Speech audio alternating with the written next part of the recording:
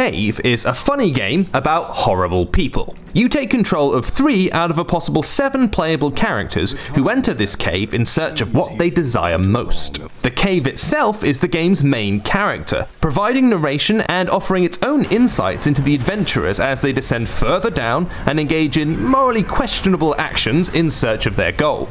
At its core, it's an adventure game by way of a puzzle platformer. The ultimate question, of course, is how this PC port has fared on its way to the App Store. Everything in the cave is controlled via context-sensitive touches.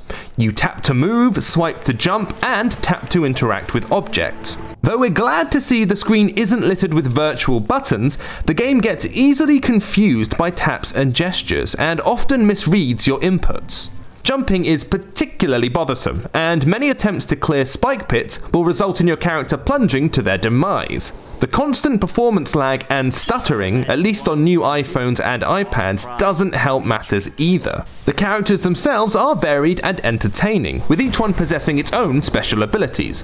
The knight, for example, can avoid falling to his death by sprouting angelic wings mid-fall, while the scientist can hack security equipment. As enjoyable as the humour and characters are, though, the puzzles themselves aren't all that engaging, with the game delivering more busy work than satisfying aha moments. As the puzzles usually involve wrangling all 3 members of your party, a lot of backtracking is involved. And if things go awry, puzzles will often need to be reset to accomplish the final task and move on. If you want to follow the stories of the other 4 characters after your first playthrough, you'll find yourself treading a lot of the same ground again. We suspect many players just won't enjoy the puzzles and controls enough to warrant a second playthrough. And as enjoyable as some of the writing is, it's not really enough to make up for the control issues and lackluster gameplay.